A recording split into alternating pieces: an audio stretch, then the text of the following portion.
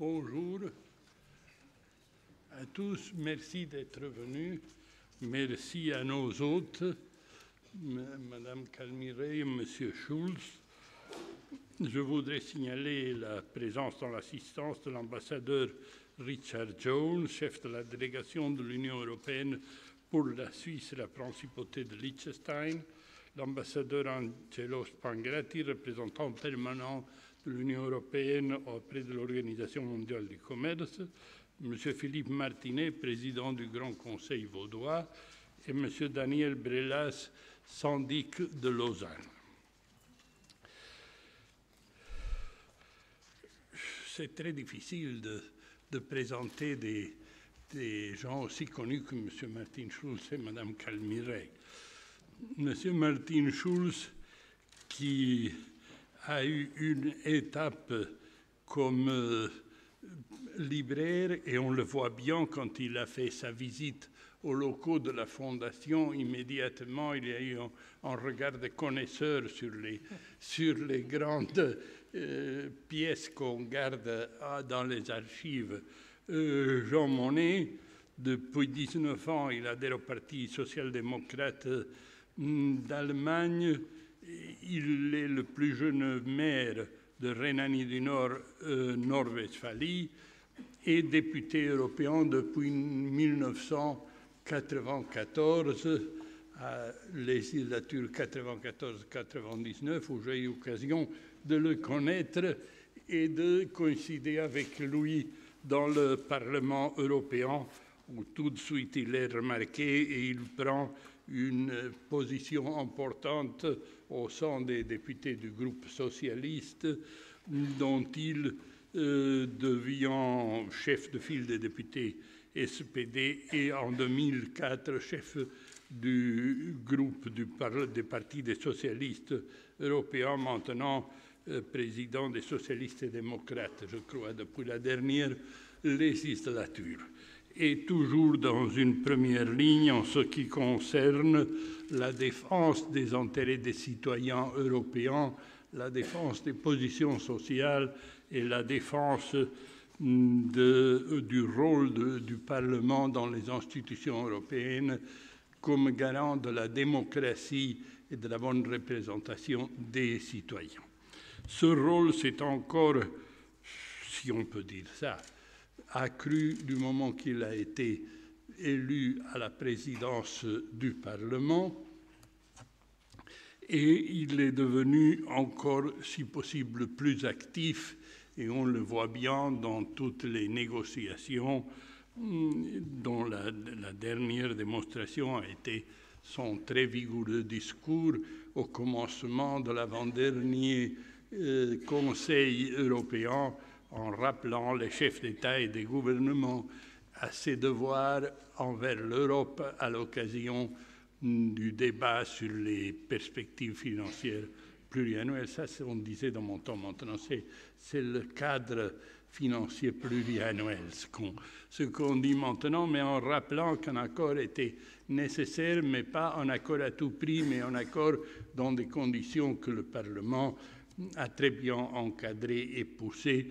et que tous les vrais Européens, nous espérons que le Parlement arrive à obtenir dans les négociations très dures qui se déroulent en ce moment. Monsieur Martin Schulz, ma gratitude et la gratitude de toute la Fondation et du public qui est venu vous écouter pour ce que vous allez nous dire tout à l'heure et pour votre œuvre à la tête du Parlement européen. Madame Micheline Calmiret, qui interviendra tout de suite après pour faire des commentaires qu'elle voudra. Ce n'est pas une tentative d'encadrer nullement ce qui serait d'ailleurs impossible. C'est inutile que je la présente, elle est bien connue de tout le public suisse. Elle a été conseillère fédérale chef du département des affaires étrangères et présidente de la Confédération. Mais c'est l'occasion pour moi de la remercier. Je suis allé la voir pour lui demander d'appuyer l'élargissement de la Fondation de ses archives, parce qu'on était déjà à bout d'espace et à bout de possibilités, et réellement, je dois dire qu'elle a été plus enthousiaste que moi, et c'est déjà trop dire dans ce cas-là. Depuis mai 2012, elle est professeure invitée à l'Institut européen de l'Université de Genève, et donc toute son expérience dans les affaires étrangères, elle met maintenant à disposition des élèves. Merci donc pour votre présence ici. On va commencer par l'allocution de M. Schulz, si vous voulez, assis ou si vous préférez au pupitre, et après la réaction de Mme Kalmi-Russ. Merci. M. Schulz, vous avez la parole. Merci beaucoup, Monsieur le Président, chers collègues,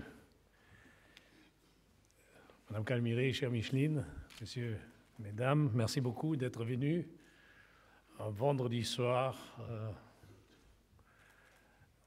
On pourrait aussi faire d'autres choses que passer ici pour écouter le Président du Parlement européen, donc je suis plein de gratitude pour votre présence. Merci beaucoup. Je m'exprime en français, néanmoins que l'allemand est ma langue maternelle, mais j'ai commencé hier matin ma visite en Suisse.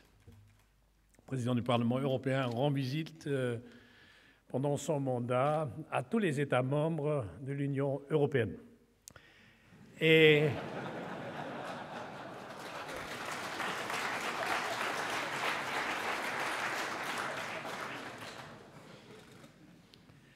aux pays voisins.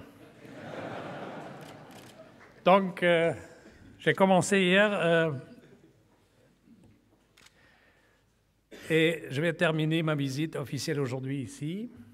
Donc, aussi un peu un bilan pour moi, pour ces 2 jours nés en Suisse, avec un sentiment de l'amitié profond pour ce pays, un pays européen, un pays qui appartient, avec votre multilinguisme étonnant et fascinant, à la culture européenne, parce que notre héritage multilinguistique est un héritage important en Europe. Je défends, comme président du Parlement européen, sauvagement le multilingualisme au Parlement européen. Je ne trouve pas qu'il est nécessaire que nous parlons en Europe tous dans la même langue, peut-être aussi pas dans la langue d'un pays qui est en train de sortir de l'Union européenne. Donc, je m'exprime en français. Messieurs, Mesdames, l'Union européenne est mortellement menacée. Il ne faut pas se tromper. Un projet démocratique qui perd la confiance des citoyens et citoyennes, plus tôt, plus tard, va échouer. Et je n'appartiens pas à ceux qui se trompent. Il ne faut pas sous-estimer la situation dramatique dans laquelle l'Union européenne se trouve. L'idée de l'Europe, qu'est-ce que c'est l'idée de l'Europe? Qu'est-ce que l'idée derrière ou qui est la base de notre action en Europe? Qu'est-ce que c'est l'idée de l'Europe? L'idée de l'Europe, l'idée de Jean Monnet, l'idée des pères fondateurs, des mères fondateurs de l'Europe, c'est une réponse historique de la deuxième moitié du XXe siècle à la première moitié. La première moitié, nous le connaissons tous, Première Guerre mondiale, Deuxième Guerre mondiale, les temps entre les deux, la dévaluation de toutes les valeurs, les points les plus bas dans la civilisation humaine, à Auschwitz par exemple, 60 000 morts, assassinés, abattus. Pendant la Première Guerre mondiale, toute une génération des hommes de tous les États européens, éduqués comme soldats dans le règlement d'exercice de l'armée prusse de 1870, chassés dans la technologie militaire du XXe siècle. Avec le résultat de la psychiatrisation de toute une génération dans tous les pays européens, qui explique peut-être le développement très difficile à comprendre aujourd'hui si on regarde les films et les gens comme Adolf Hitler, comment ils se sont comportés, s'exprimer et étaient élus quand même et soutenus par pas mal de gens.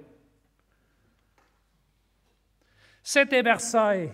Pour nous, je suis allemand, député allemand au Parlement européen, avec le message compréhensible, au genou, vous êtes responsable, vous payez.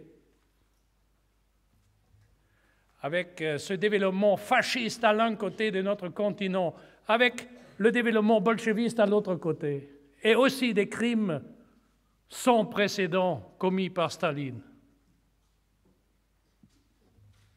Ça, c'était la première moitié du XXe siècle. Et la deuxième,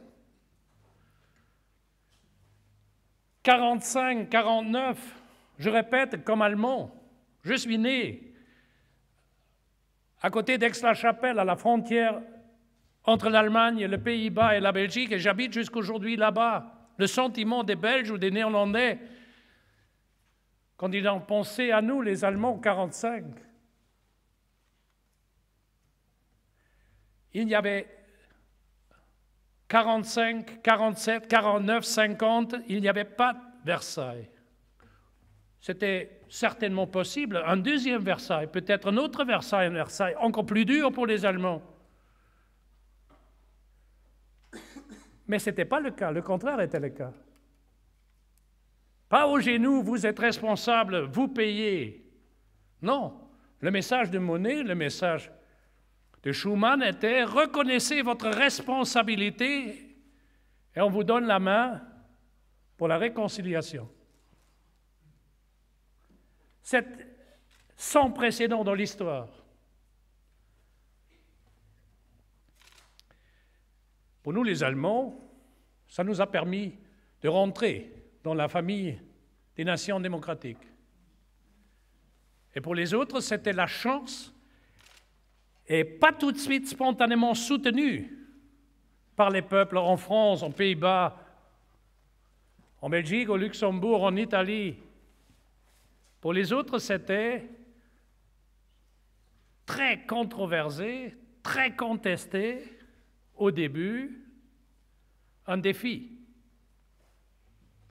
Le défi, si on veut avoir de la paix durable sur notre continent, il faut permettre aux Allemands d'avoir une propre démocratie qui mérite le nom.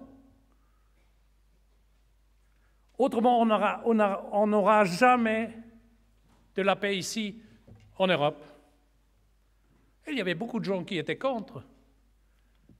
Spaak, par exemple, quand il a expliqué au Parlement en Belgique que les Allemands obtenaient plus d'argent de fonds Marshall que les Belges, Mendes France, en France, à l'Assemblée nationale pour la communauté de défense, chutait à cause de ça.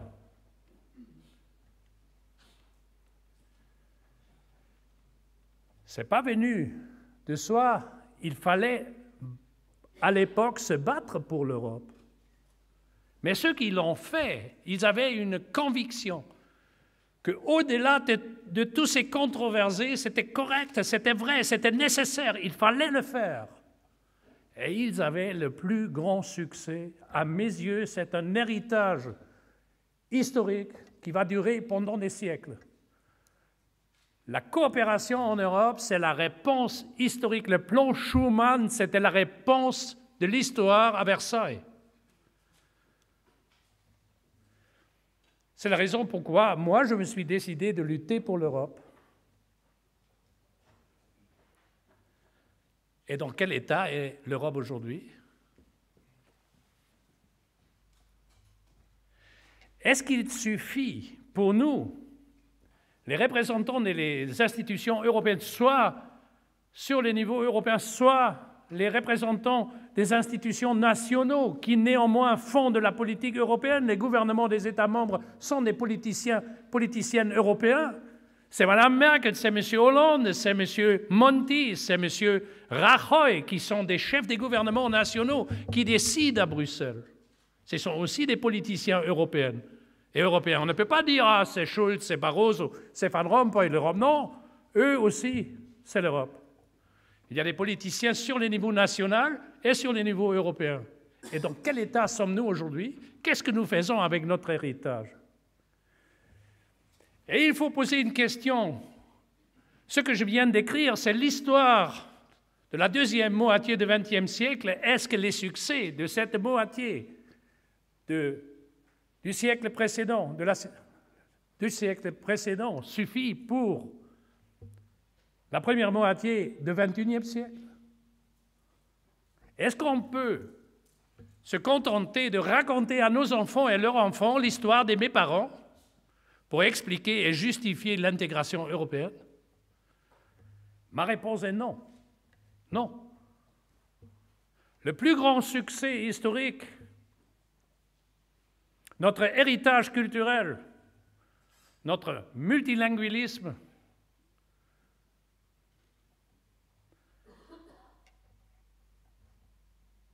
suffit pas pour garantir une vie digne sur la base de l'emploi digne pour nos enfants et leurs enfants au XXIe siècle.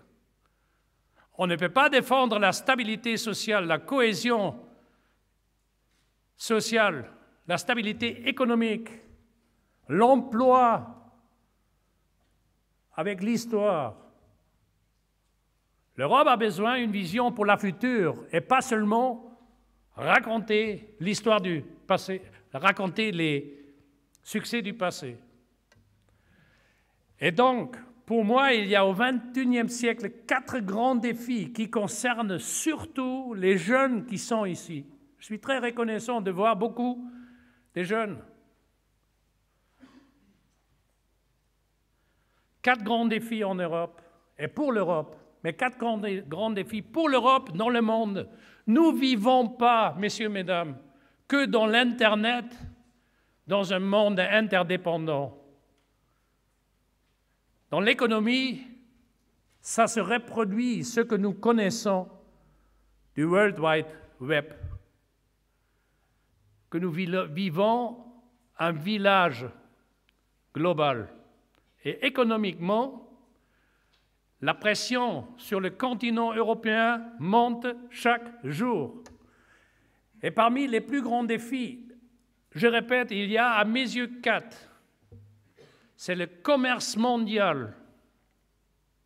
Les relations commerciales dans le XXIe siècle, ce ne sont pas les relations commerciales entre l'Allemagne et la Suisse, entre la France et le Brésil, entre l'Italie et l'Argentine. Non.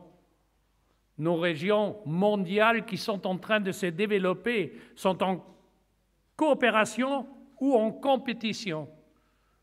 Quelles sont ces régions mondiales? La Chine, par exemple, 1,3 milliard d'habitants. Je viens juste rencontrer l'ambassadeur de la Chine à l'Organisation mondiale du commerce. À côté de lui était l'ambassadeur de l'Inde, 1,1 milliard d'habitants. Les 2 pays voisins, c'est un tiers de la population mondiale. Des pays qui nous appelons, nous les Européens, des pays émergents. De temps en temps, j'ai l'impression qu'ils nous considèrent comme un continent descendant. Je vous donne un petit exemple. Je lis chaque jour die Neue Zürcher Zeitung. Vous comprenez maintenant pourquoi je suis ici, comme je suis. Difficile à digérer de temps en temps, mais indispensable pour quelqu'un qui travaille dans la politique internationale. Je lis un titre, Passos Coelho à Luanda. Passos Coelho est le Premier ministre du Portugal, Luanda, la capitale d'Angola. Je me suis posé la question, pourquoi un titre pour un événement qui est normal, qu'un Premier ministre du Portugal rend visite à Angola. L'article expliquait le titre. Passos Coelho venait à Luanda pour demander les Angolais d'investir plus au Portugal.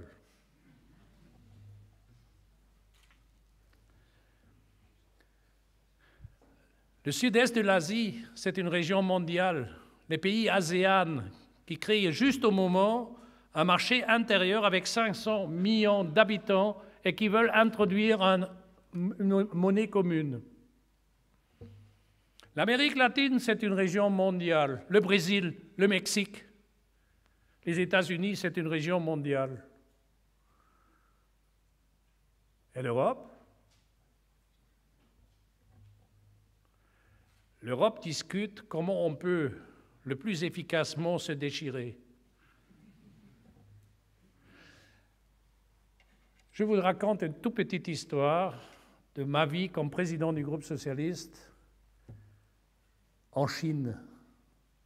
Le secrétaire général du Parti communiste chinois, Xi Jinping, actuellement, à l'époque, le fils secrétaire général, et moi, on a fait un débat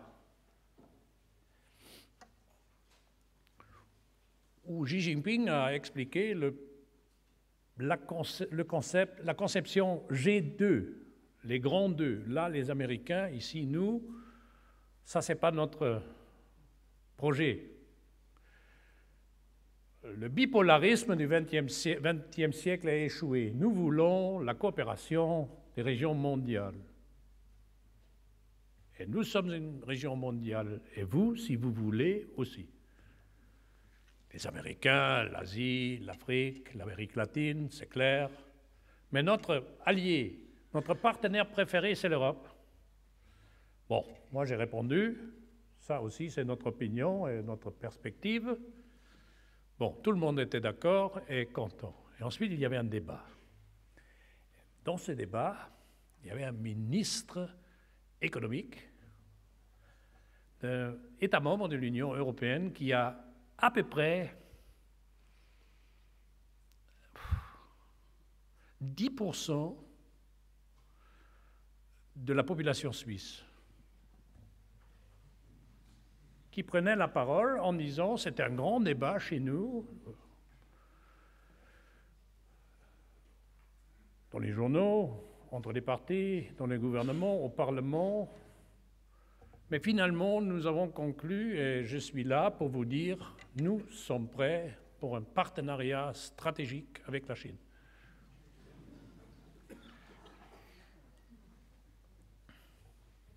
Les Chinois ont reçu ça avec la politesse appropriée, se sont remerciés pour l'offre.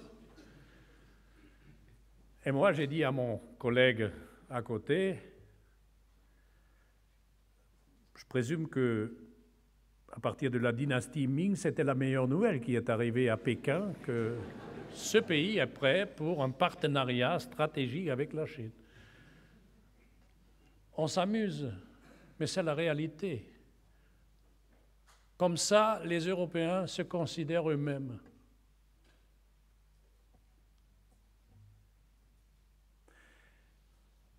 Par rapport aux autres régions du monde, chaque État membre de l'Union européenne, et j'ajoute aussi la Suisse, seule est perdue.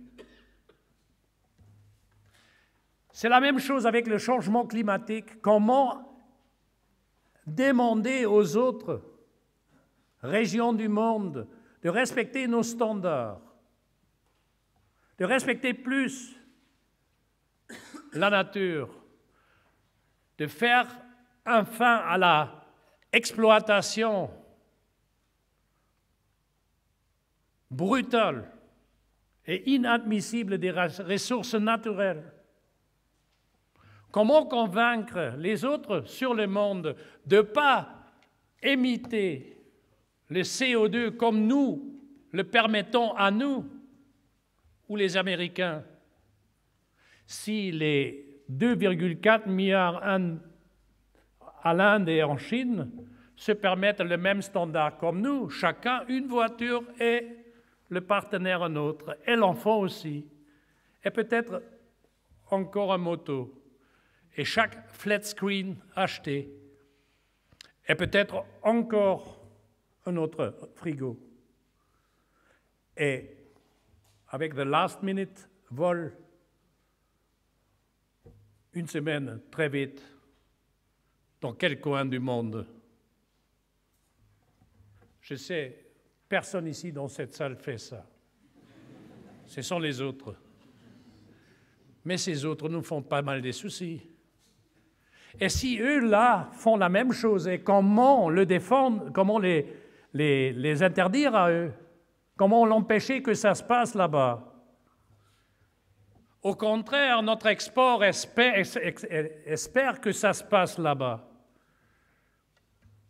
S'ils se permettent la même chose, je crois que la fin de notre planète est prévisible. Mais comment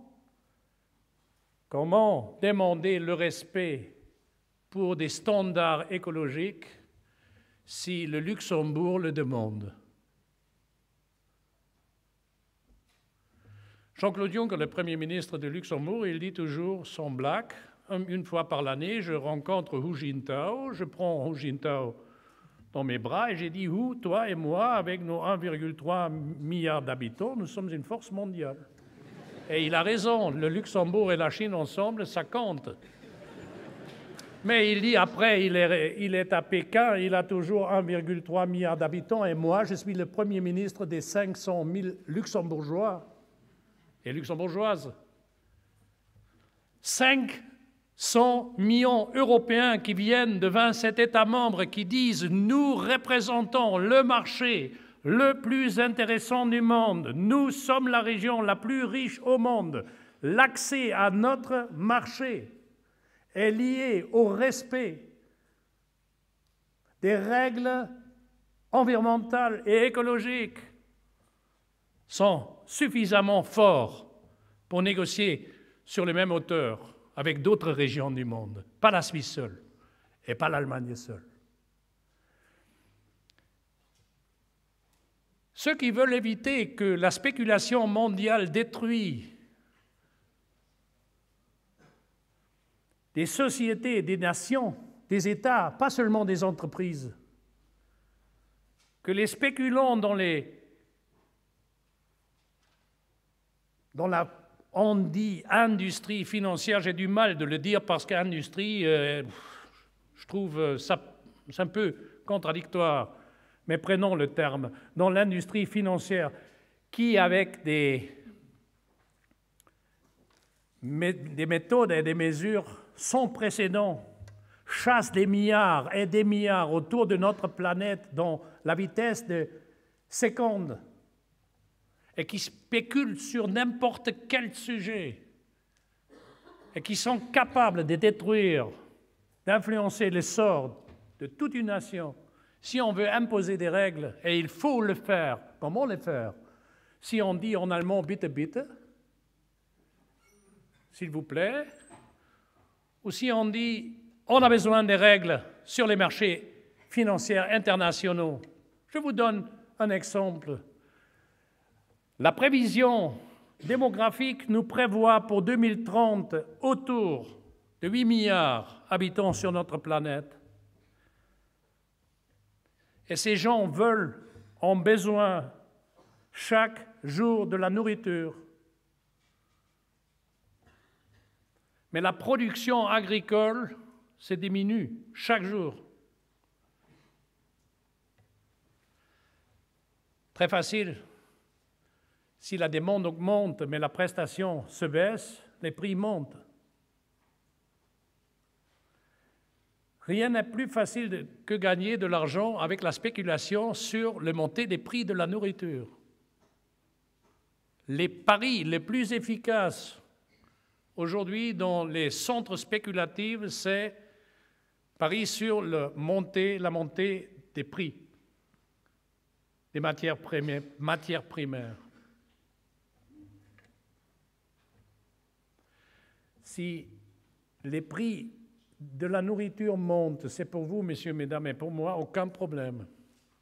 Parce que nous payons peut-être un franc suisse ou un euro plus au supermarché. mais il y a des régions du monde où ça ne représente que fin. Est-ce que c'est raisonnable que nous permettons un système où le profit des uns, c'est la fin des autres? Est-ce qu'on n'a pas besoin des règles mondiales? Je ne veux pas parler sur des bonus des banquiers. Je ne veux pas parler sur l'évasion fiscale. Je parle sur une spéculation irrégulière, par ailleurs soutenue par des agences de notation qui, à mes yeux, sont des forces anonymes. Personne ne sait à qui ils appartiennent, qui leur donne leur mandat et sur la base de quels critères ils notent les projets, les produits financiers. Nous, à l'intérieur de l'Union européenne, je ne sais pas comment ça se passe en Suisse, nous sommes comme les petits enfants, on regarde les agences de notation. Ils disent oui, non, ou pas. Je ne suis pas d'accord que nous permettons un système économique comme européen où des agences anonymes à New York décident sur les sorts des nations en Europe. Je rappelle qu'avant avant la faillite de la banque Lehman Brothers, 3 semaines avant, Standard & Poor's a donné le triple A aux produits financiers de cette banque. Bon. Pourquoi nous n'avons pas une agence de notation européenne qui est assez forte de dire nous avons des propres règles, mais on sait à qui appartient cette agence de notation, qui sont les gens qui donnent leur mandat à eux, et sur la base de quels critères ils notent.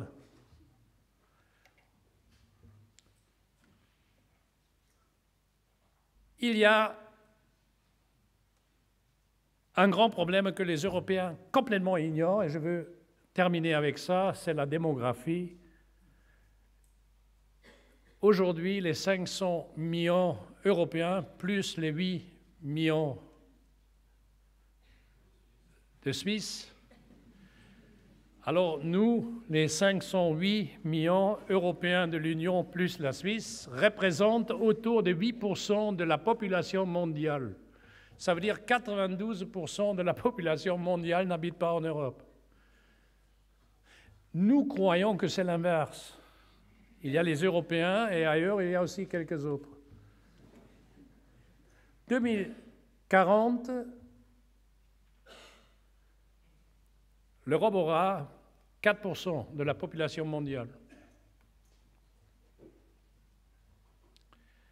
Nous sommes aujourd'hui 8% avec un parti de 30% de produits bruts social mondial. 2040, les 4% auront 10%. Nous vivons dans un temps de compétition où les autres régions du monde veulent leur partie. Ils veulent leur morceau du gâteau. Le temps change. Le 21e siècle est ni le 20e, ni le 19e. La primauté européenne, politiquement, économiquement, est en train de se terminer. Ça, c'est la réalité. Au XXe siècle, nous avons créé une communauté des nations démocratiques qui a tiré une conséquence, qui était l'idée de l'Europe, que des États des nations, au-delà des frontières, travaillent ensemble dans les institutions communes qui se donnent pour maîtriser les défis ensemble, parce qu'ensemble on est plus fort que seul. Cette idée est incontestée. 95% des gens disent que c'est une bonne idée. Mais plus en plus, les gens ne croient plus que l'Union européenne représente l'idée. Donc il ne faut pas se tromper. La légitimité se diminue. Il faut regagner de la confiance. Mais comment? En disant certainement et surtout aux jeunes qui sont là, nous avons créé une communauté des nations basée sur des constitutions sur la base de la Charte des droits fondamentaux en Europe. Nous sommes une communauté des démocraties, des valeurs individuelles, des droits individuels, des droits sociaux, des droits écologiques. En Europe, il n'y a pas de torture. La peine de mort est abolie. L'accès aux informations est libre. La presse est libre. Chacun qui est accusé a un avocat et le droit de recours. Nous avons le droit des grèves, des syndicats, des partis politiques, des élections libres. Nous respectons plus en plus, pas encore suffisamment, mais plus en plus, des standards écologiques. Nous essayons de protéger notre nature. Mais dans d'autres régions du monde qui sont en compétition avec nous, nos valeurs ne comptent rien. Rien. Mais si le plus bas standard social, le plus bas salaire, les plus bas standards écologiques, dans la compétition dans laquelle nous vivons, aussi la Suisse, augmente la compétitivité de ceux qui ne respectent pas ces valeurs. Si à long terme les systèmes autoritaires et les dictatures sont plus efficaces, plus compétitives que les démocraties sont menacées. Ça, c'est la raison pourquoi l'héritage du XXe siècle, la démocratie basée sur des valeurs, doit se défendre avec sa force écologique, économique, monétaire, dans l'union. Parce que dans le monde dans lequel nous sommes, ce n'est pas évident que ça reste comme il est. Le lieu où il faut le débattre publiquement, si ma position est la bonne ou pas, si ma perspective est correcte ou pas, s'il y a d'autres, c'est le Parlement européen. Je vous invite d'envoyer un jour des députés là-bas, mais c'est à vous de décider. Mais ce que je viens d'écrire, ce n'est pas seulement la nécessité pour l'Union européenne, c'est aussi la nécessité pour la Suisse.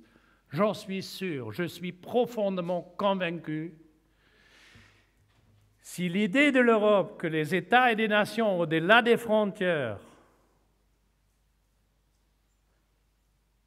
se donnent des institutions communes qui se concentrent sur les grands défis et qui ne nervent pas les gens avec les petits trucs de la bureaucratie. Si l'Europe est courageuse de dire ce qui n'est pas faisable, ce qu'il ne faut pas faire à Bruxelles, on redonne aux régions, aux communes, sur les niveaux nationaux. Mais par rapport, les communes, les régions, les nations disent « seuls nous sommes perdus dans la compétitivité mondiale et pour cela, l'Europe doit avoir un mandat pour défendre notre démocratie des valeurs dans la compétition économique. » Si nous avons un partage, une répartition des tâches comme ça, j'en suis sûr qu'on peut regagner la confiance que cette méthode communautaire, que cette idée de l'Europe, que les États et les nations travaillent ensemble au-delà des frontières, au-delà de tout ce qui les sépare, pas seulement les frontières physiques, aussi les frontières culturelles, au-delà de ceux qui nous a séparés dans le passé, au-delà de différentes langues, mais que nous travaillons ensemble dans une union qui est assez forte pour défendre cette idée. Si nous justifions l'Europe dans le XXIe siècle, pas avec le sort de mes parents, mais avec la chance de l'Europe de protéger notre héritage social, écologique et démocratique pour les générations qui viennent, qu'aucun pays seul est capable de le faire, mais que la communauté ensemble est assez forte pour les garantir, on peut regagner la confiance des citoyens. Merci.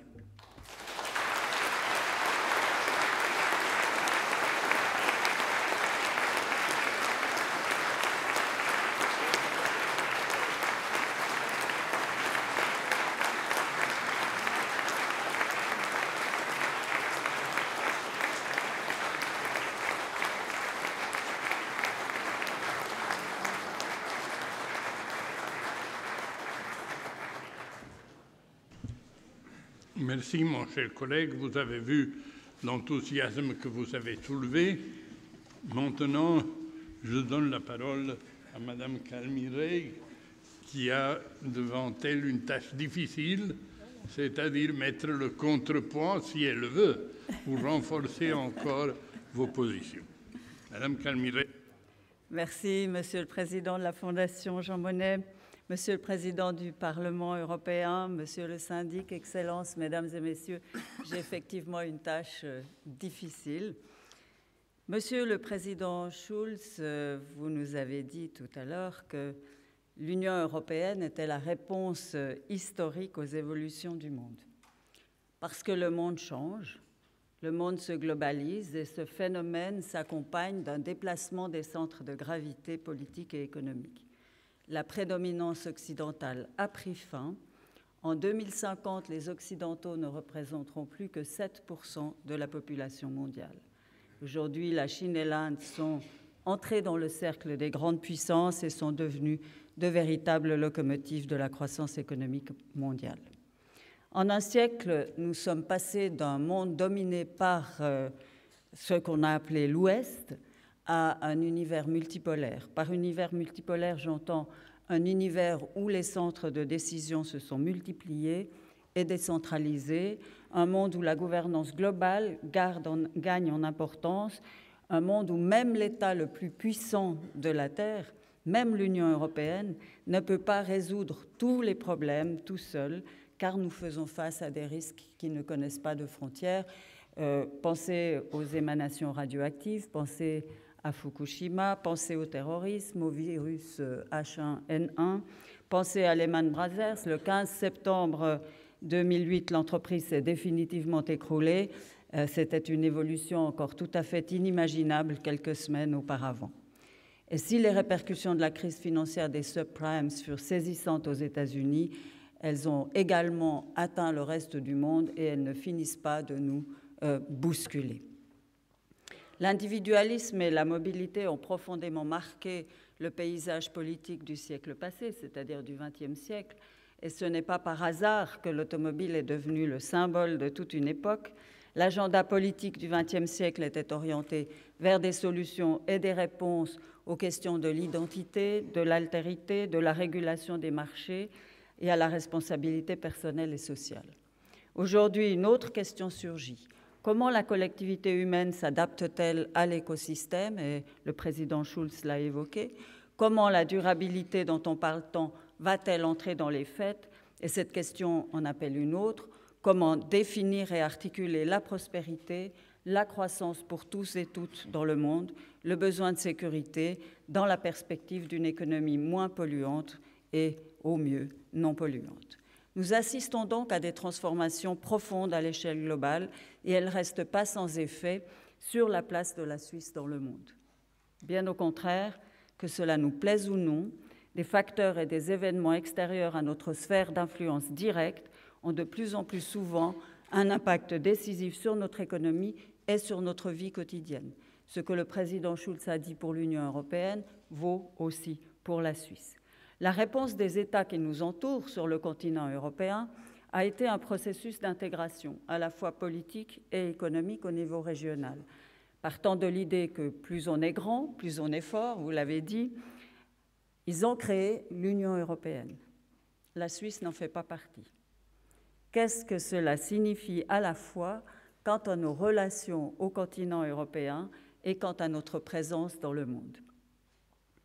Je vais essayer de répondre à cette question en commençant par citer un commentateur britannique qui, a quelques mois, a parlé de la suissitude de l'Europe pour évoquer son peu d'influence politique dans le monde. Je ne vais pas commenter ici les prestations de l'Union européenne. Quant à la Suisse, je pense alors que le moins que l'on puisse dire, c'est qu'elle est un pays intéressant à plusieurs titres. Et en particulier pour ce qui concerne les possibilités de participation directe de ses concitoyens, de ses concitoyennes aux différents processus de décision politique. Le modèle de l'Union européenne est né de la volonté de s'unir pour faire le poids face aux changements dans la distribution des rapports de force après la Deuxième Guerre mondiale. Il est né d'un processus qui va de haut en bas. Aujourd'hui, l'Union européenne évolue vers une union de nature différente, du fait de la crise de l'euro, et ce, à deux égards. Il devient d'une part évident que la classe politique à la tête des États membres ne peut plus tenir les dossiers européens en dehors de l'agenda de politique intérieure. Les gens sont accablés par des politiques d'austérité, ils descendent dans la rue, ils contestent un monde où les priorités publiques seraient définies par les marchés financiers, par les banques et par les multinationales. Le traité de Lisbonne prévoit un droit d'initiative européen, un peu semblable au droit d'initiative qu'on connaît en Suisse. Mais l'évolution démocratique reste tout à fait insuffisante si nous la considérons du point de vue des effets intégratifs d'une participation directe. Ça veut dire confiance dans les autorités, légitimité des décisions, sentiment d'appartenance à une communauté et de tels effets s'affirmant par une histoire commune, par des débats politiques communs, par des projets communs. Dans ce sens, la suissitude de l'Europe n'est pas à craindre, mesdames et messieurs, elle est à souhaiter. Les formes de démocratie directe en Suisse tentent à prouver que le peuple n'est pas un poids à traîner, qu'il n'est pas un obstacle à la mise en place d'une politique. La politique européenne de la Suisse ne s'est pas faite contre, mais au contraire pour et avec la population. Une démocratie régionale à l'échelle européenne imposerait donc de s'engager dans un dialogue transculturel avec des participants dont l'expérience historique et politique est très différente. Et bien sûr, ça implique la possibilité de prise d'influence par le bas. Récemment, une société britannique a publié, c'était début de cette année, un classement des pays en fonction des chances de réussite matérielle. Pour l'établir, elle s'est référée à une dizaine de facteurs comme la démographie, la situation économique, la confiance dans les institutions publiques. La Suisse se révèle, selon cette société, le site le plus favorable au succès. Et sa force, explique toujours cette société, tient certainement à sa structure politique organisée de bas en haut. Le deuxième point que je voulais évoquer, concernant les évolutions de l'Union européenne, c'est que l'Union européenne me paraît s'orienter vers la diversité, c'est-à-dire prendre en compte des degrés d'intégration différenciés. Le président Schulz n'en a pas parlé, mais je tiens à mentionner ce point. On a vu dans l'Union européenne 2 États refuser de s'engager en faveur du pacte fiscal, d'autres ne sont pas associés à Schengen, et enfin, on a vu des États partis à la zone euro siéger entre eux pour résoudre leurs problèmes à l'exclusion des autres membres de l'Union. À la fin de décembre dernier, Jacques Delors, un ancien président de la Commission européenne, s'exprimait à propos de l'euroscepticisme britannique en disant, je le cite, « Les Britanniques ne s'intéressent qu'à leurs intérêts économiques. On pourrait leur proposer une autre forme de partenariat. » En écho, vous connaissez le discours de David Cameron. Il fait apparaître comme une alternative à la sortie de la Grande-Bretagne de l'Union européenne plus de marché et moins de contrôle bureaucratique. Il va sans dire, mesdames et messieurs, qu'une Union européenne plus démocratique et acceptant de tenir compte de la diversité de ses États membres apparaît comme une évolution positive à l'égard des intérêts de la Suisse. La Suisse est favorable à des solutions qui lui garantissent un accès au marché intérieur européen, tout en respectant sa souveraineté et le bon fonctionnement de ses institutions. Bref, la Suisse est favorable à des solutions qui tiennent compte du principe de diversité. Denis de Rougemont a fait remarquer que le seul agent fédérateur que l'histoire suisse permet d'établir est la défense commune du droit de rester divers et qu'elle détermine 2 constantes. La première, l'arbitrage, parce qu'un conflit ne doit pas conduire à l'exclusion de l'autre, et la deuxième, la méfiance à l'égard de toute velléité d'hégémonie, même lorsque l'un des deux avait et a les moyens de s'imposer aux autres. Le modèle suisse se caractérise dès lors, le modèle suisse intérieur de fédéralisme suisse, se caractérise dès lors sur le plan institutionnel par une forme de fédéralisme fondée sur la pluri-appartenance. La Suisse ne s'est pas constituée en État-nation, créateur de minorités culturelles ou ethniques. La Suisse ne connaît pas de minorités, mais des parties constitutives. Elle se caractérise par une approche de bas en haut. La démocratie suisse s'est construite étape par étape et donne une large place à la participation directe des citoyens et des citoyennes. Nous sommes une démocratie constitutionnelle, fondée sur des institutions communes. La Suisse est construite par le refus du centralisme, qui implique l'acceptation des spécificités des différents cantons et qui tient compte de la diversité des langues, des religions et des traditions communautaires. Elle se caractérise aussi par la flexibilité de ses institutions.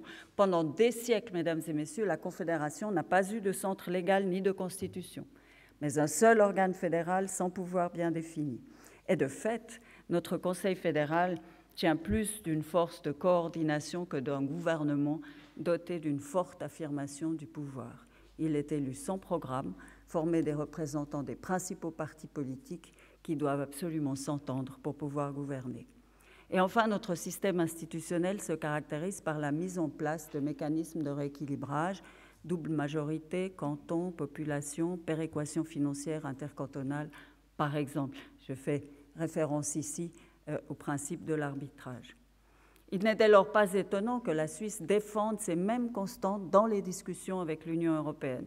Une approche sectorielle et flexible, la préservation des avantages comparatifs et pour les questions institutionnelles, pas de juges étrangers, pas de reprise automatique du droit européen, respect de nos procédures démocratiques, possibilité de recourir à l'arbitrage pour régler d'éventuels différends.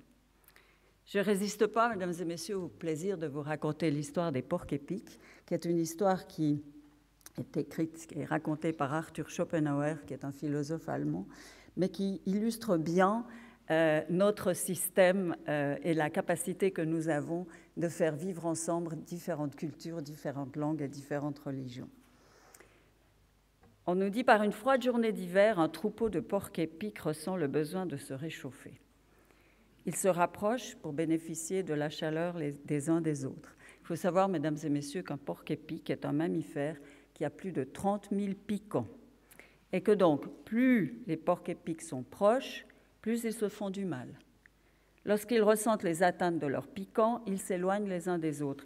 Et quand le besoin de se chauffer les rapproche, de nouveau, alors le même inconvénient, ils souffrent, le même inconvénient se répète et ils s'éloignent les uns des autres. De sorte que ballottés ça et là, entre deux souffrances, ils finissent par trouver la bonne distance, celle qui leur donne de la chaleur et celle qui leur évite de se piquer mutuellement. C'est un peu notre situation.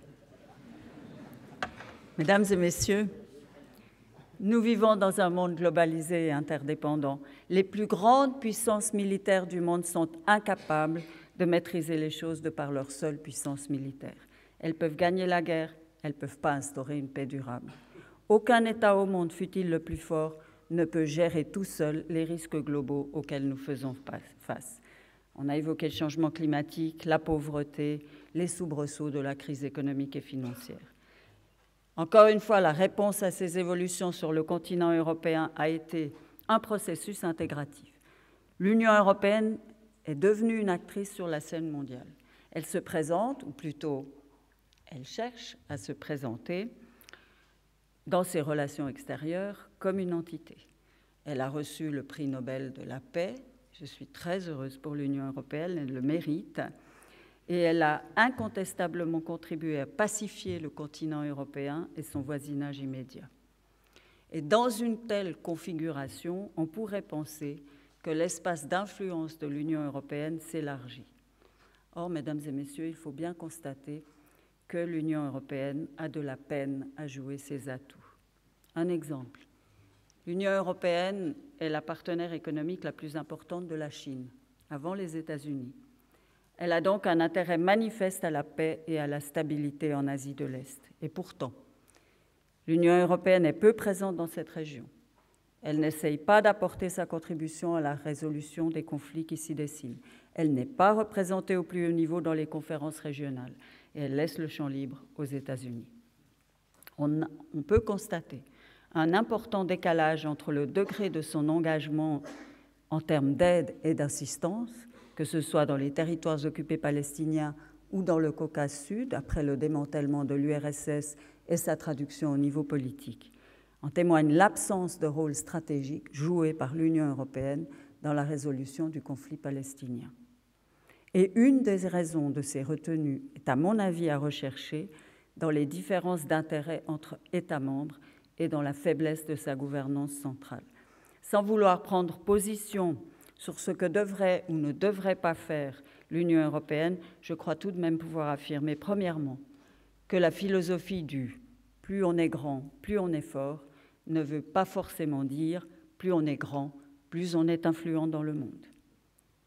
Deuxièmement, l'Union européenne se trouve face à des décisions institutionnelles difficiles à prendre pour elle, à savoir concilier une approche unifiée exprimant une volonté collective de jouer un rôle plus important et plus efficace dans le monde et une approche diversifiée respectant la diversité de ses États membres. Alors, mesdames et messieurs, et je conclurai avec ça, dans un monde qui marche vers des grands ensembles, la voie suisse n'est-elle pas anachronique? Est-il justifiable pour un État situé stratégiquement au centre du continent européen de vouloir sauvegarder à tout prix ses particularités?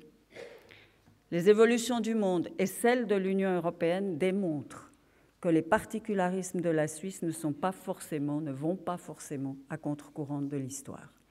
Dans ce monde globalisé, qui cherche son équilibre entre le local et le global, entre la diversité et l'unité, ce qui relève du particulier et ce qui relève de l'universel, l'expérience du fédéralisme suisse pourrait se révéler utile. Je vous remercie.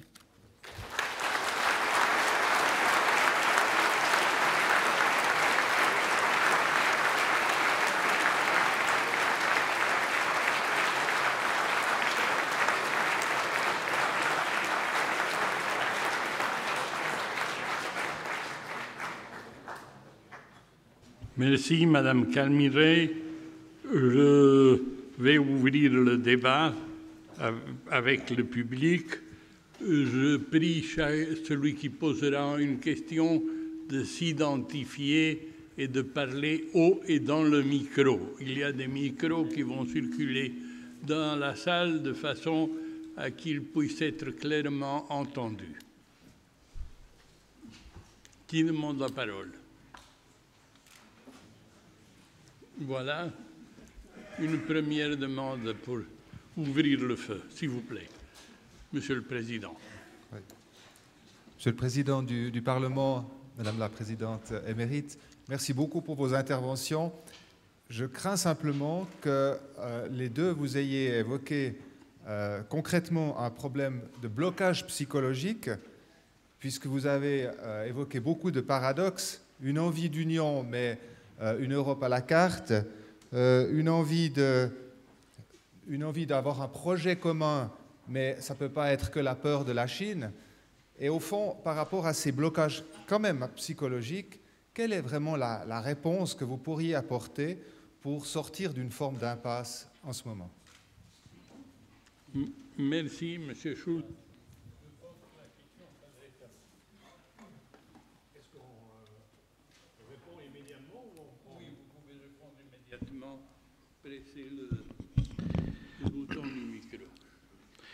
Il y avait tout d'abord un expériment ici. L'auditoire a applaudi à mon discours. L'auditoire a applaudi au discours de Micheline. Je présume que la combinaison entre nous deux, c'est ce que vous convient.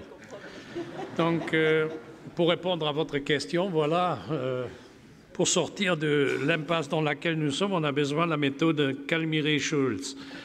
Je crois que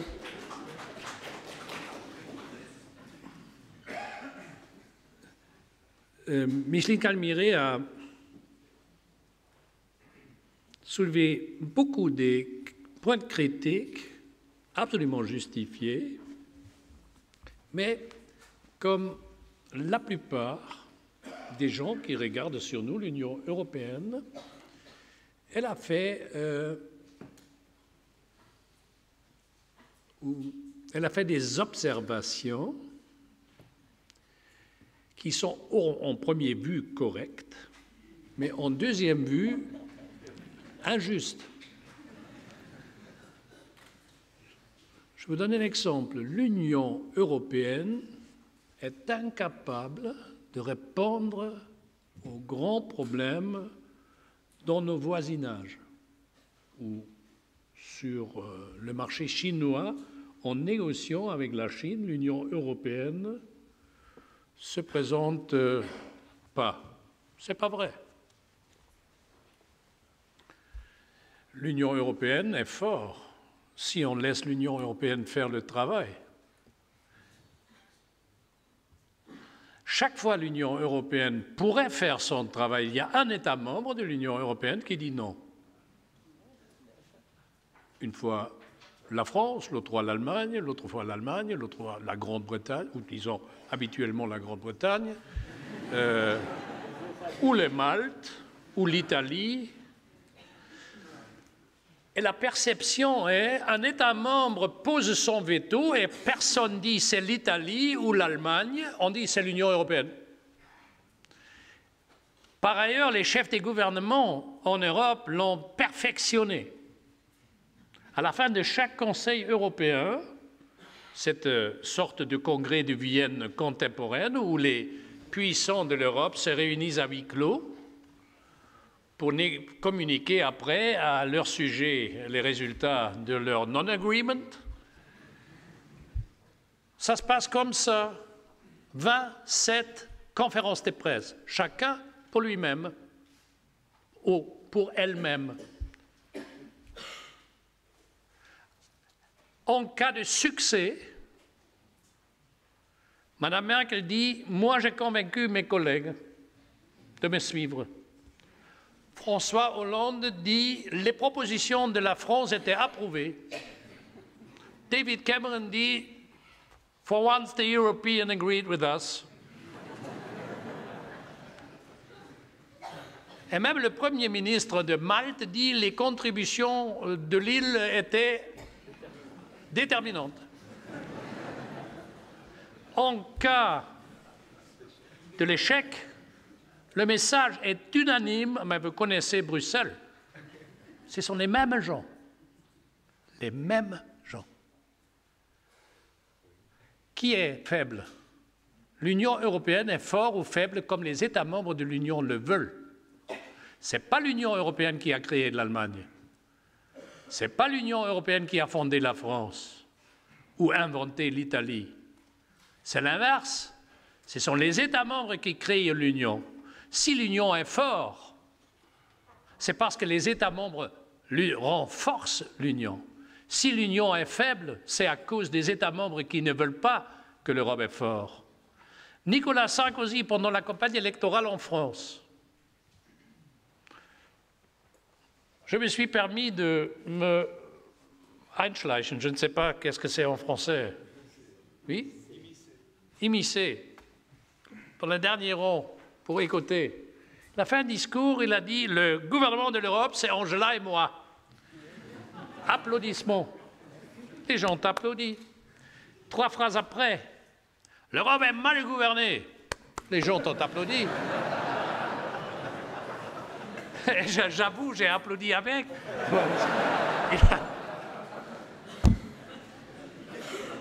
Alors, ma réponse est, nous ne sommes pas forts comme l'Union européenne parce que le particularisme des États membres affaiblit l'Union européenne. Donc les États membres, plutôt plus tard, sont confrontés avec le choix. Et le choix n'est que de dire seul, nous devenons à long terme, Micheline, toutes les diversités culturelles, linguistiques, toutes les spécificités nationales bien reconnues, à long terme seuls, nous devenons irrélevants. Donc, il me ne surprend pas que les petits États membres de l'Union européenne, ou ceux que nous appelons le petit, par exemple le Premier ministre du Luxembourg, qui je viens de citer, est beaucoup plus pour le service extérieur de l'Union européenne comme une force diplomatique, par ailleurs non militaire, dans le monde, soft power, que the Foreign Office ou les Quai d'Orsay ou das Auswärtige Amt. Donc, les petits et moyens États membres de l'Union européenne comprennent, à mes yeux, beaucoup mieux aujourd'hui qu'à long terme leur protection et l'union que les grands. Nous avons 2 États membres qui sont sur la base de l'ordre du monde de Yalta, 1943, jusqu'aujourd'hui, des membres vétos du Conseil de sécurité et qui jouent le rôle d'un membre du Conseil de sécurité. Alors, ma réponse est, pour sortir de l'impasse, il faut faire le choix. Est-ce qu'on veut une union forte ou pas? Si on veut une union forte, il faut renforcer l'union. Si on ne veut pas, il faut le dire ouvertement. Mais ce que ne va pas, c'est que le dimanche, on fait un bon discours, on a besoin plus de l'Europe. Et le lundi, on dit non. Regardez ce qui se passe en Méditerranée. Nos voisins au nord de l'Afrique, nous envoyons nos ministres des Affaires étrangères applaudir et honorer la révolution, et en même moment, les ministres des Finances réduisent les soutiens financiers. Et ensuite, nous sommes surpris que ces gens ne votent pas pour les partis qui disent « nous ne voulons pas travailler avec les Européens ».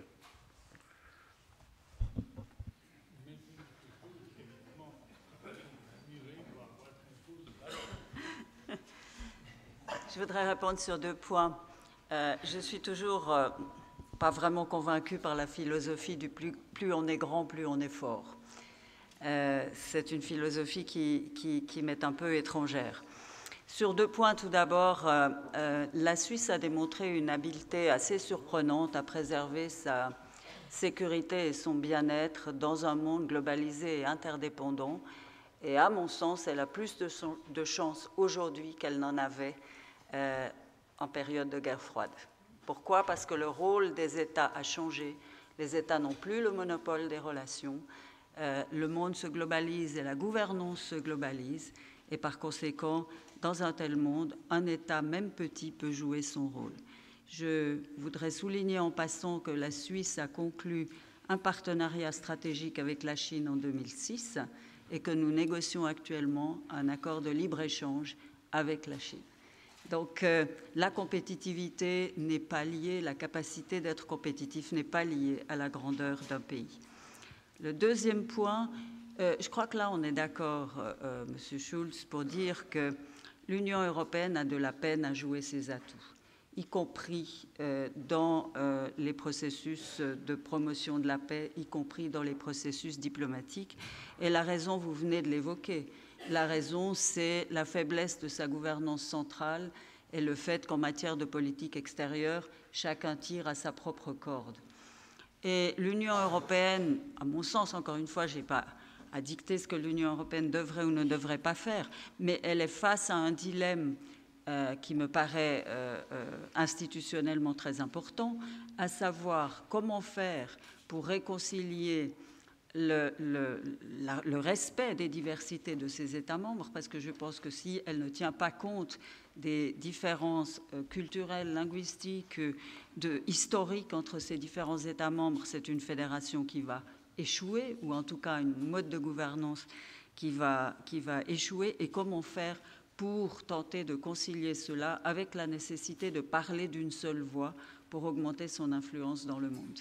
Et donc je vois là un défi institutionnel majeur pour l'Union européenne dans les mois qui viennent. On le voit déjà aujourd'hui, la discussion portant sur le règlement des problèmes de la zone euro. On voit là déjà s'exercer cette tension entre les différents intérêts, entre la nécessité de préserver une certaine diversité et la nécessité de trouver des solutions communes et de parler d'une seule voix. Merci, Mme Carnoulet. Voilà.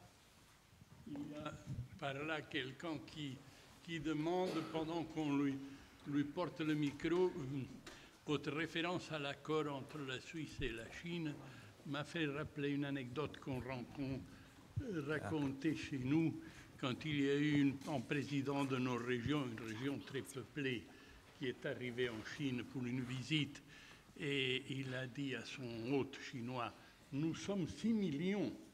Et il lui a demandé, « Dans quel hôtel logez-vous » Parce qu'évidemment, pour les dimensions, 6 millions, ce n'est pas le cas de la Suisse, mais tout de même, c'est relatif.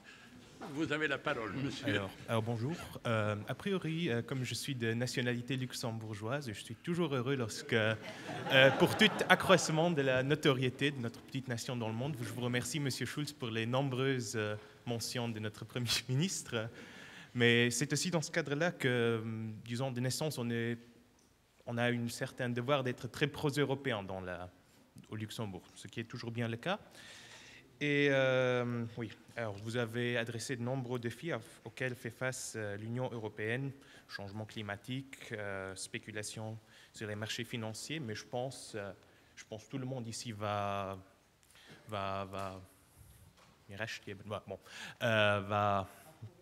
être d'accord sur ce point qu'en fait, le défi principal auquel fait face l'Union européenne pour le moment, c'est la légitimation chez les peuples européens, l'identification avec l'Union européenne dans les différents pays.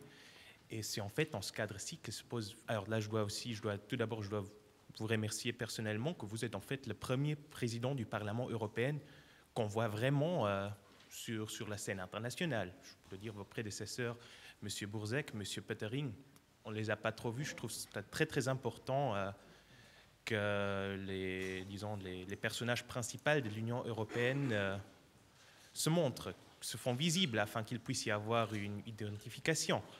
Mais de ce sens-là, je me demande vraiment comment est-ce que ça se... Alors, nous ne voulons pas parler, bien sûr, que les M. Rompuy et Barroso sont peut-être très, très compétents, mais afin qu'il y ait une identification des populations, des différentes populations des pays européens, ils font quand même que ces personnages ont une certaine notoriété. Parce que je me rappelle bien, comme luxembourgeois, c'était lorsque M. Van Rompuy il est sorti comme président du Conseil européen en décembre, c'était décembre 2010. Ce sont des personnages qui sont, comme vous dites, ils sont décidés en huis clos par les 27 membres dirigeants des pays de l'Union européenne. Et c'est dans ce sens-là qu'il manque une certaine identification des peuples, de la population des pays européens avec, disons, la construction de l'Union européenne. Et je pense, oui, je vais arrêter que, pardon. Mais dans ce sens-là, je trouve, bien sûr, vous parlez de l'idée européenne, de la démocratie, de la liberté, de l'égalité, de la justice, bien sûr que c'est très, très important, mais il faut quand même aussi avoir un peu plus de, comment dirais-je, de concret dans ce débat, dans cette projection de l'Europe, de l'Union européenne.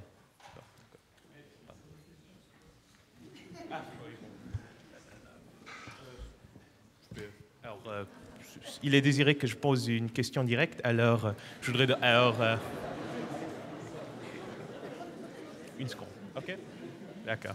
Non, alors dans ce sens-là, je voudrais, comme vous avez dit, vous avez mentionné de nombreuses questions, de nombreux défis auxquels fait face l'Union européenne. Qu'est-ce que le Parlement européen, qu'est-ce que l'Union européenne, qu'est-ce que les dirigeants de l'Union européenne peuvent faire concrètement pour améliorer le standing de l'Union européenne chez les peuples? Il va vous répondre immédiatement. Mais renseignez-vous au groupe s'il y a encore d'autres qui... C'est un peu le porte-parole du groupe, là.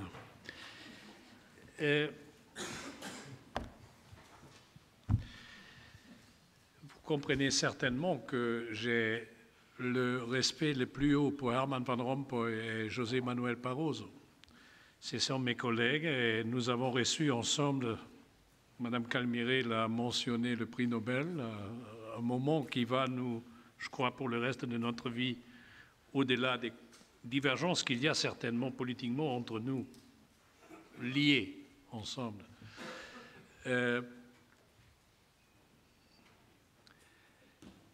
Donc vous comprenez que je prends note de votre description. Bon.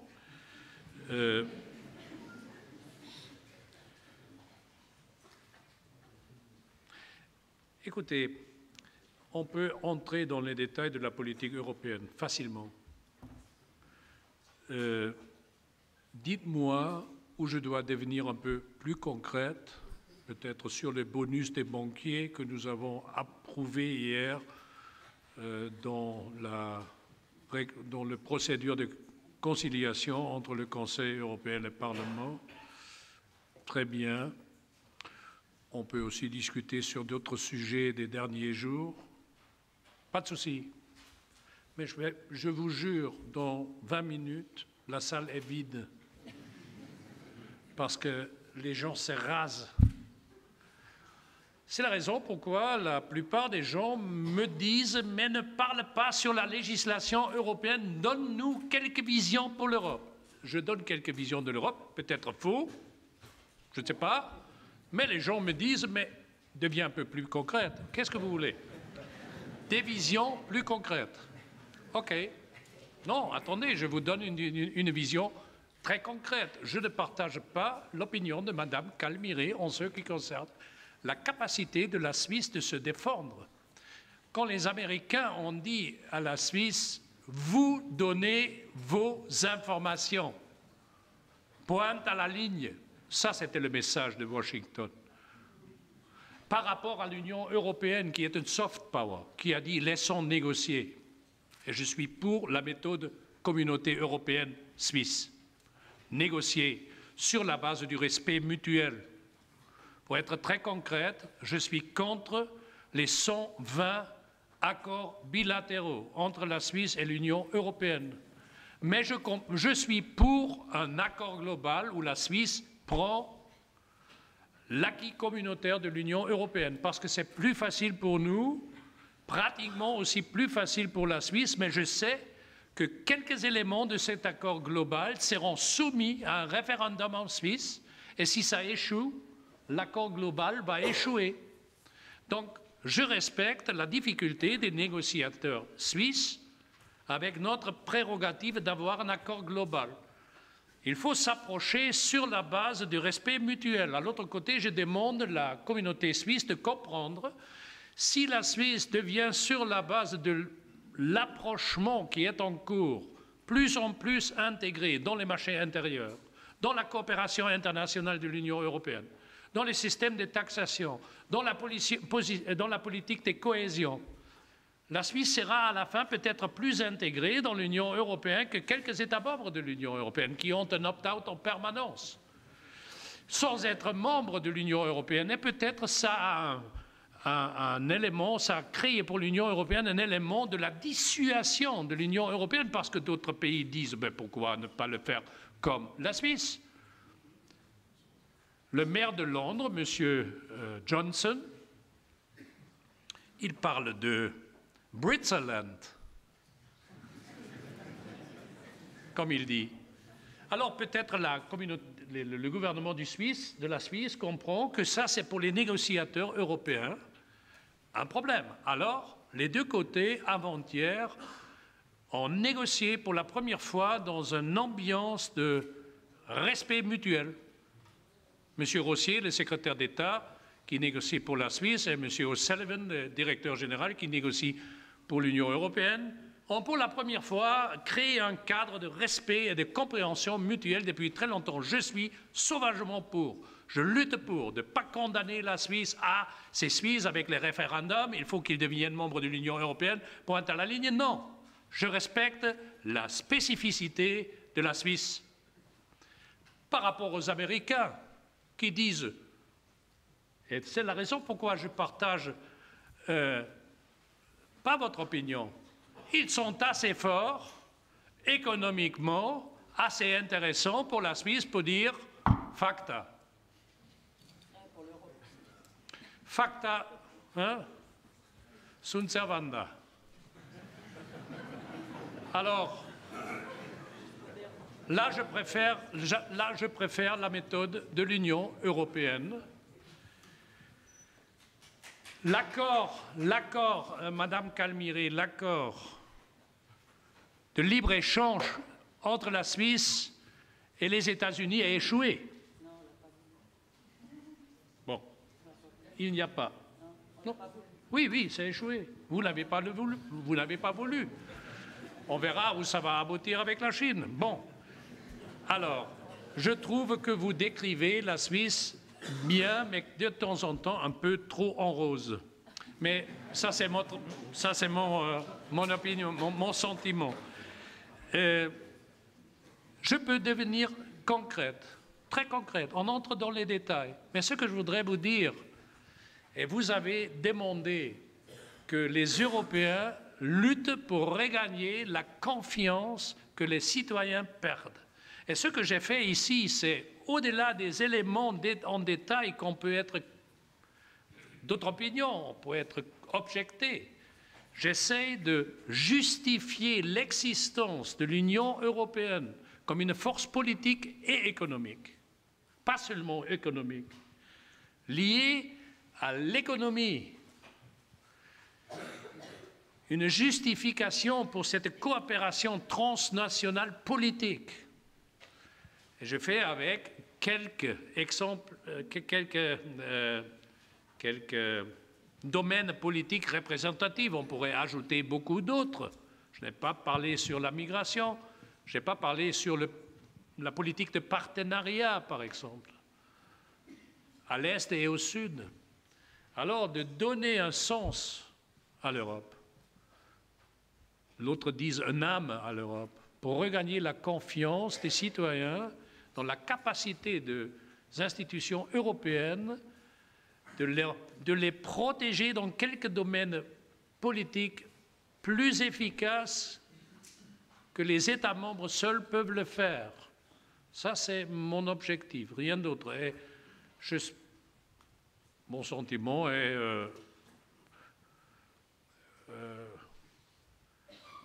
pour regagner la confiance, il faut se faire audible et visible.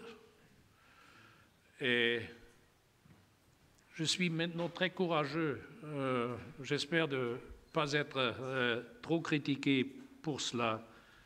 Aussi peut-être de temps en temps être un peu simple. Parce que la large majorité de mes électeurs, la large majorité de mes concitoyens et concitoyennes sont des gens qui préfèrent le vendredi soir de ne pas passer à l'auditoire de l'université, ils sont ailleurs. Mais je veux qu'ils me comprennent aussi. Donc, il faut combiner le message avec une certaine émotion. Ça, c'est peut-être de temps en temps un peu populiste et on n'entre pas suffisamment dans les détails, mais c'est efficace, je peux vous le dire.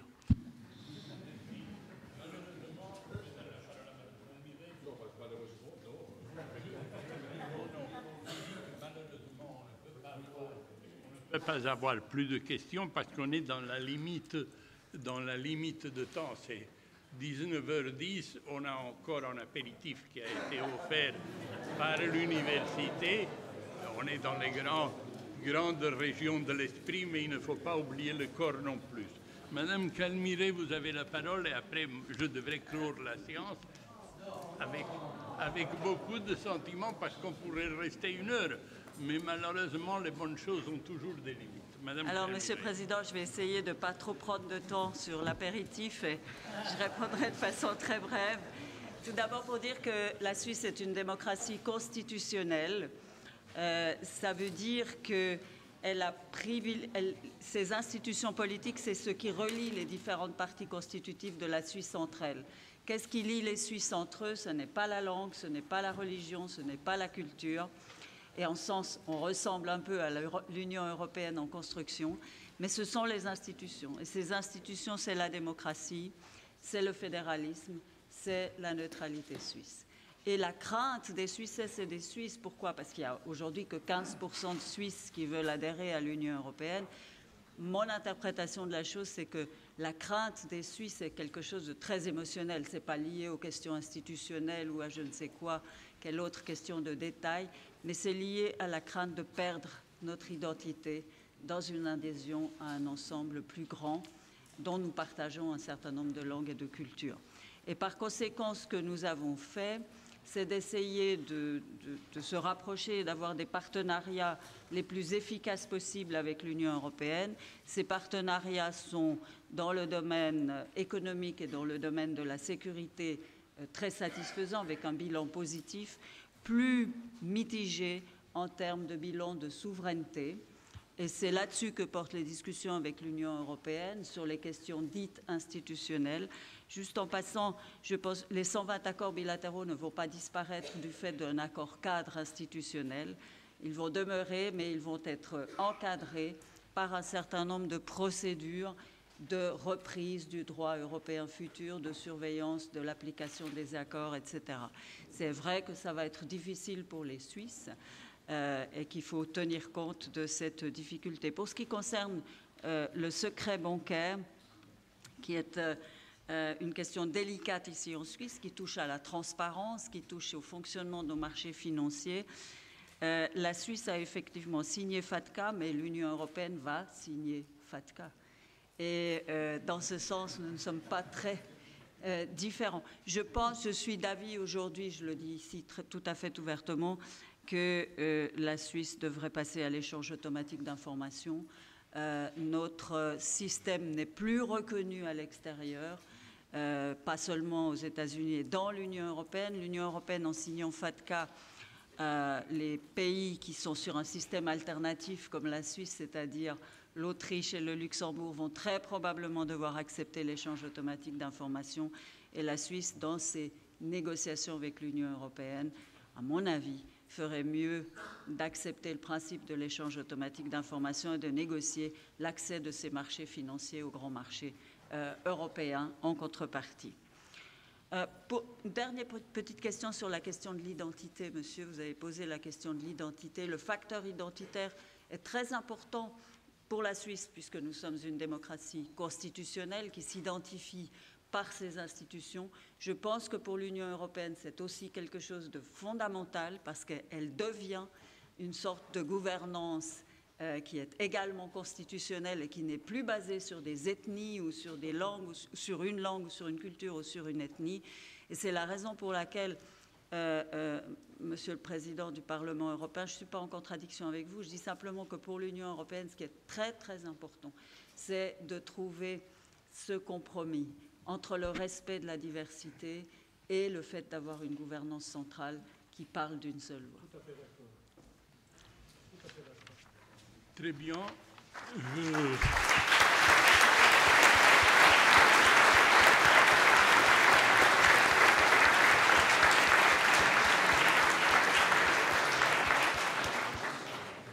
Je remercie les conférenciers.